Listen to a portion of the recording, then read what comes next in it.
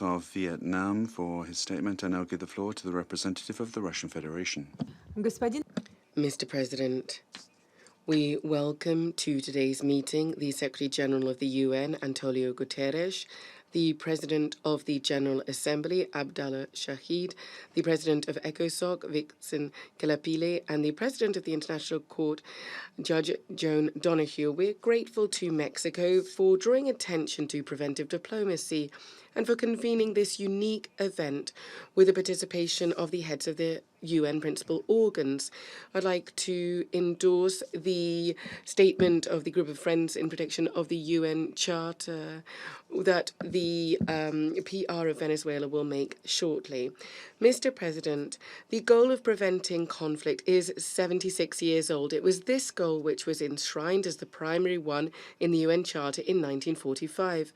The UN Secretary General, Mr. Guterres, acceding to his post 5 years ago, started his work with a call for peace, the achievement of which should run through all the work of our organization, from the cessation of hostilities to the conclusion of negotiations to find a political solution to conflicts.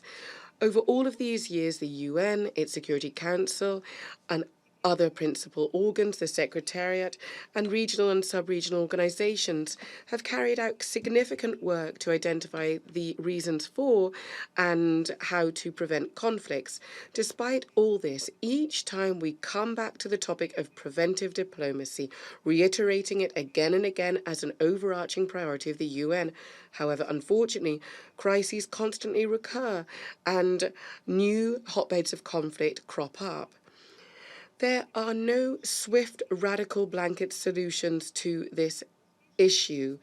Curbing conflict successfully depends on a systematic use of early warning systems, on tapping into the potential of preventive diplomacy, on mediation, and on good offices activities. However, for all of these to be successful, in our opinion, a number of conditions need to be met.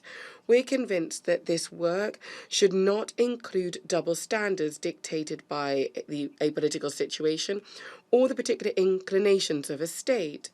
Why, for some countries, are there painstaking efforts to establish a political process and time is allowed for quiet diplomacy, whereas for other states, the international community and the Security Council immediately start firing from all cylinders.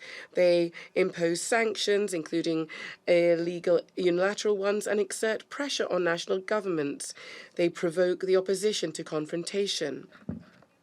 This is despite the fact that it's long been clear that interference in domestic political processes, in spite of the stance taken by the host or the parties, is in no way in the interests of long-term stabilization. It's only people themselves that can determine the fate of their countries.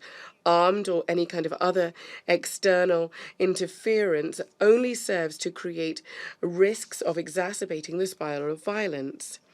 Furthermore, we also mustn't forget that each situation has its own reasons for it, and therefore a delicate, impartial approach should be taken and a unique solution found. One-size-fits-all solutions or broad criteria have no place here in principle. We are convinced that early warning cannot be based on an arbitrary selection of conflict indicators, even be they important, such as human rights ones or sustainable development ones. Mr. President, events in the world show the increased role of mediators in preventing and settling conflicts. Their work requires significant skill and this is very important, patience. Of ongoing importance are the good services activities of the UN Secretary General. No matter their previous posts and duties, they and the special envoys should be truly prepared to be impartial in their work, independence in their consideration, and they should find non-standard solutions.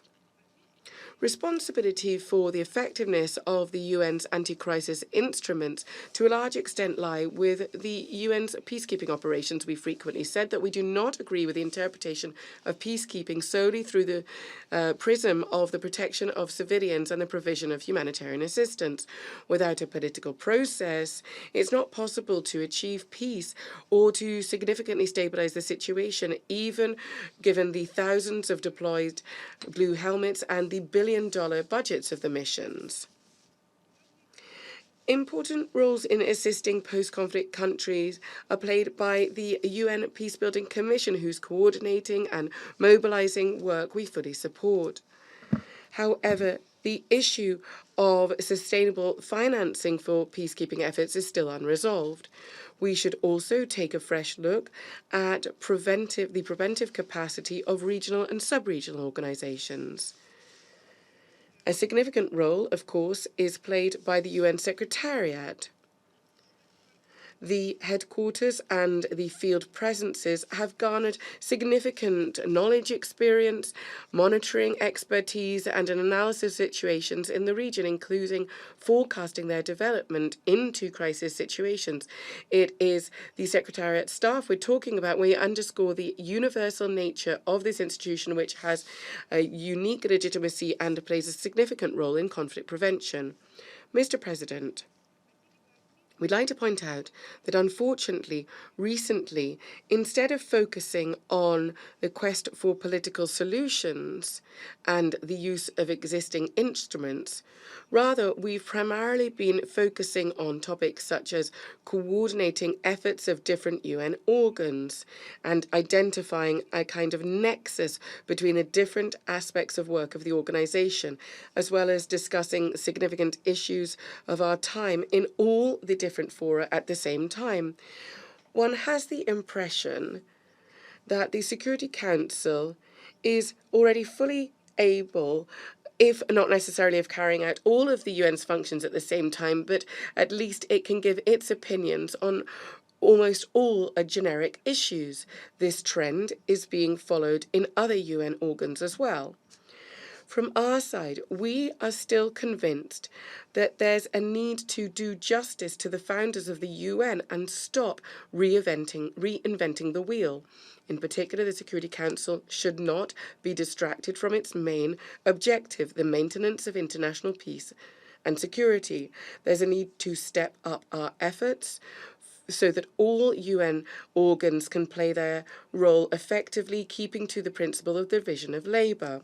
If this is done, the all building blocks of international cooperation will all be in their rightful place, and they will form a solid foundation for preventing and settling conflicts. Thank you.